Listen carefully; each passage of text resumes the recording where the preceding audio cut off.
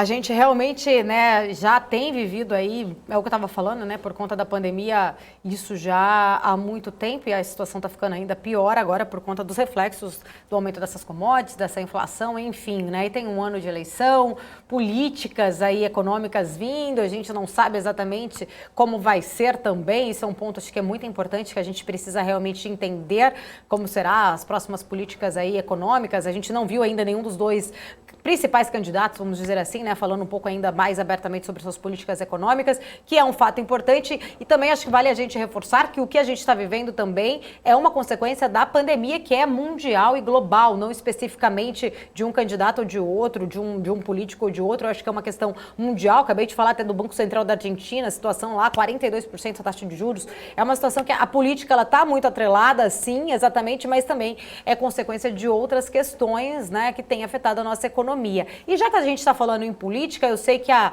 Isa que está ali acompanhando exatamente mais essa parte política aí nessa nossa programação hoje, tem perguntas para o Gani, né, Isa? Isso mesmo, Paula. Só para atualizar aqui, a gente estava falando da reunião, né, do Fórum de Governadores que aconteceu agora há pouco lá em Brasília, né, o governador do Piauí, Wellington Dias, do PT, ele acabou de dar uma coletiva de imprensa fazendo um balanço, um resumo, né, do que foi essa reunião. Além da flexibilização ali da Covid, né, ele falou que cada estado deve ter ali sua avaliação em relação a essas flexibilizações. O tema mais importante mesmo era sobre o ICMS e sobre o IPI.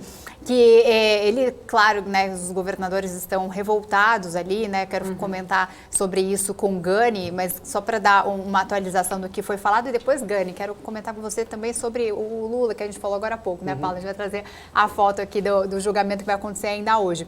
Mas em relação ao que o Wellington Dias disse agora há pouco, eles disseram que vão sim recorrer ao STF, porque o governo federal estaria, então, quebrando algumas leis. Ele citou aqui o artigo 7, né, na visão do Colégio de Secretários da Fazenda, ali ele estaria quebrando esse artigo que diz respeito ao ICMS aos estados e que não poderia ter interferência do governo federal. Citou também o artigo 18 da Constituição, que se trata do Pacto Federativo e o que foi feito, o governo federal então teria quebrado esse Pacto Federativo. Ele citou essas leis então para, sim, os governadores recorrerem ao Supremo por conta do ICMS, esse novo projeto de lei, esse pacote que o Bolsonaro já anunciou.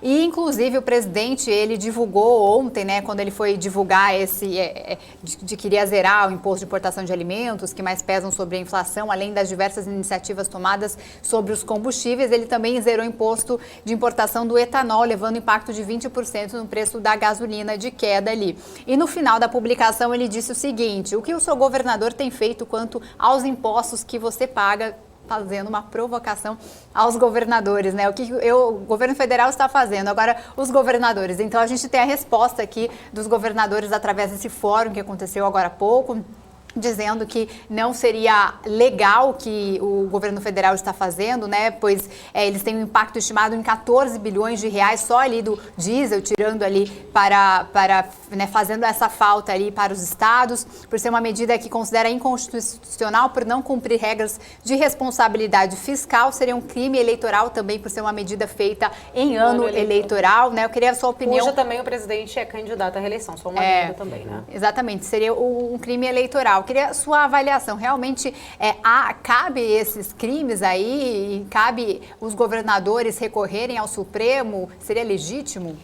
Olha, eu não sei como é que vai ser o desenrolar disso, se isso, do ponto de vista jurídico, abre espaço para ferir lei de responsabilidade fiscal ou crime eleitoral. Agora, o que eu posso dizer é no âmbito político, que eles vão recorrer ao Supremo, não há a menor dúvida, e de que o Supremo ele não tem uma visão simpática ao presidente da República. Vamos lembrar que, do ponto de vista político, o presidente Jair Bolsonaro ele tem um adversário aí no Supremo Tribunal Federal. Há diversos embates entre o Poder Executivo e o Supremo Tribunal Federal. Eu acho, muito improvável que isso abra um processo de impeachment. Até porque, Isa, se for um processo de impeachment, ele tem que ser pautado pelo presidente da Câmara dos Deputados, né? Quem vai colocar em votação ou não seria o presidente da Câmara.